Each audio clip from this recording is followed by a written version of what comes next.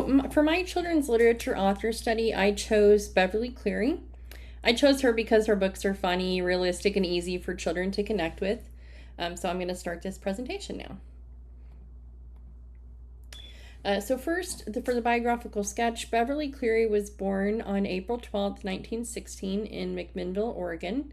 She grew up in the small town in a farm right near Yamhill, Oregon, and then later moved to Portland when she was about 6 years old and grew up there. And the Portland area becomes an important setting in many of her books later on in life. But before she became an author, she did work as a children's librarian. That experience helped her understand what children actually want to read. And her first book was Henry Huggins. That was published in 1950. And then she later became known for characters like Ramona Quimby, Beezus Quimby, Henry Huggins, Ribsy, Ralph S. Mouse, and Lee Botts. Beverly Cleary ended up passing away at the age of 104 in 2021, but her books are still being read today. And why she started writing because she wanted children to have books that felt realistic. As a librarian, she noticed that many children wanted to read stories that were about kids like themselves. And so she wrote about school, family, friends, pets, and everyday problems. I think this is one of the reasons that her books became so popular. She just made regular childhood experiences feel important. And then these are some of the more famous books written by her. She wrote many books for children. Some of the most well-known books are Henry Huggins, Beezus and Ramona, Ramona the Pest, Ramona Quimby, age 8, The Mouse and the Motorcycle, and Dear Mr. Henshaw. That book, Dear Mr. Henshaw, did win the Newbery Medal in 1984. And Ramona Quimby, age 8, was also named a Newbery Honor Book. We'll speak a little bit more about that in a few minutes. Some of the famous characters in many of her stories are very memorable characters. Ramona Quimby is in a bunch of them. She's curious, emotional, funny, and honest. Beezus is her older sister. She's in many of them as well. Henry Huggins is in that first book, and he's in a few others. Henry Huggins is an ordinary boy with everyday adventures. Ribsy is Henry's dog, and then Ralph S. Mouse is a mouse. He's known for riding a toy motorcycle. And Lee Botts from Dear Mr. Henshaw is another important character because he deals with school, loneliness, and his parents' divorce. And Cleary's characters all feel real because they make mistakes and have emotions that children can understand. My favorite book that I chose by Beverly Cleary is probably Ramona Quimby, age 8. And I think this might have been the first Beverly Cleary book that a teacher read to me in school, or to our class, not just me. But after that, I loved her books and read almost all of them. I think this book, I like this one because Ramona felt like a real elementary student when we heard that in school. It felt like something we would all be dealing with in school. And she wanted to do the right thing, but she also gets frustrated, embarrassed, and misunderstood. I think many children can relate to those feelings. Oops, sorry, I bumped the wrong thing. Okay. And then her writing style, Beverly Cleary's writing style is realistic, humorous, and easy for children to follow. Her stories are simple enough for a child to understand, but they still have meaning. She wrote about real-life problems that school-age children might have to face, and even when a scene is funny, the emotions behind it are still real. And then some of the common themes in Beverly Cleary's books are growing up, sibling relationships, friendship, school experiences, family life, feeling misunderstood, and learning from their mistakes. These themes are useful in the classroom because students can connect these to their own lives. Her books also give students a chance to talk about character feelings, choices, and problem solving. And then the awards and honors that she's received many honors for her work. Like we mentioned earlier, she won the Newbery Medal for Dear Mr. Henshaw. She also received Newbery honors for Ramona and her father and Ramona Quimby, age 8. And then outside of that, in 2000, she was named a living legend by the Library of Congress. And in 2003, she received the National Medal of Arts. These awards show how important her work has been in children's literature. And then for my read aloud section, I chose an excerpt from chapter 3 of Ramona Quimby, age 8. That chapter is called The Hard-Boiled Egg Fad. I chose this part because it shows Beverly Cleary's humor, but it also shows how easily a child can feel embarrassed or misunderstood. So in this scene, Ramona wants to bring a hard-boiled egg to lunch because it's become the popular thing for all the third graders to do at school. And so you're going to find out what happens here.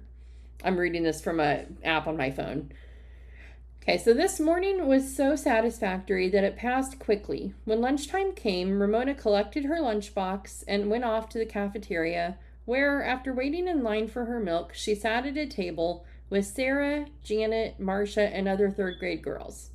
She opened up her lunchbox, and there, tucked in a paper napkin, snug between her sandwich and an orange, was her hard-boiled egg. Smooth and perfect, the right size to fit her hand.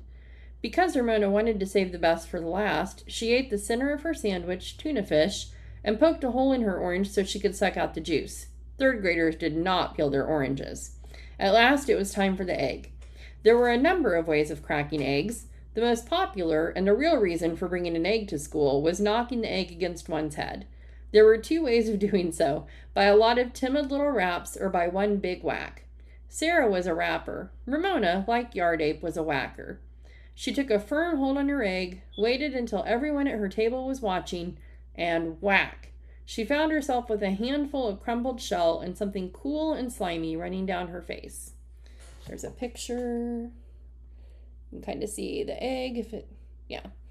For everyone at Ramona's table gasped. Ramona needed a moment to realize what had happened. Her egg was raw. Her mother had not boiled her egg at all. She tried to brush the yellow yolk and slithery white out of her hair and away from her face, but she only succeeded in making her hands achy. Her eyes filled with tears of anger, which she tried to brush away with her wrists. The gasps at her table turned into giggles. From another table, Ramona caught a glimpse of Yard Ape grinning at her. Marcia, a tall girl who always tried to be motherly, said, "It's all right, Ramona. I'll take you to the bathroom and help you wash off the egg." Ramona was not one bit grateful. "You go away," she said, ashamed of being so rude. She didn't want this third grade girl treating her like a baby. And I'll stop there. And so after that read aloud, we'd probably read more of that, but that's all I'm going to read for now. Students would complete an activity called Ramona's Feelings and Choices Chart. I think this activity would connect directly to that egg scene, and students would think about what happened, how Ramona felt, why she felt that way, and what she could do next.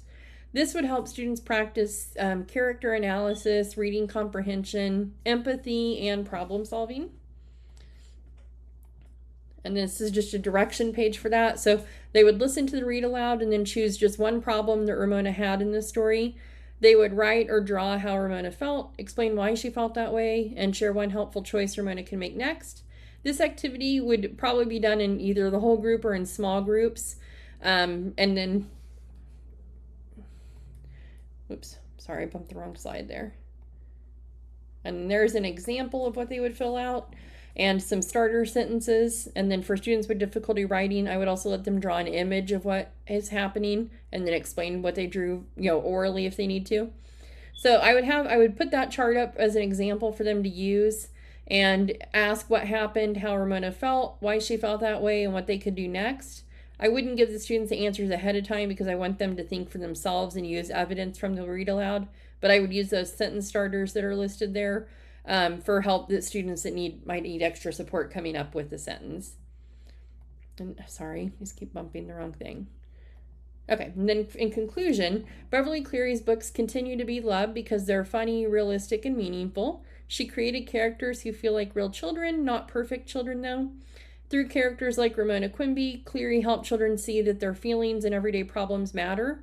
Her stories have lasted for generations because they still feel real to young readers. Dang it. Okay, and then the last one is just the reference slide. These are the sources I used for my author story. They include Britannica, the National Endowment for the Arts, the National Women's History Museum, the Oregon Encyclopedia, and the Library of Congress. And these sites helped me learn more about Beverly Cleary's life, books, awards, and influence on children's literature. So thank you for listening to this presentation.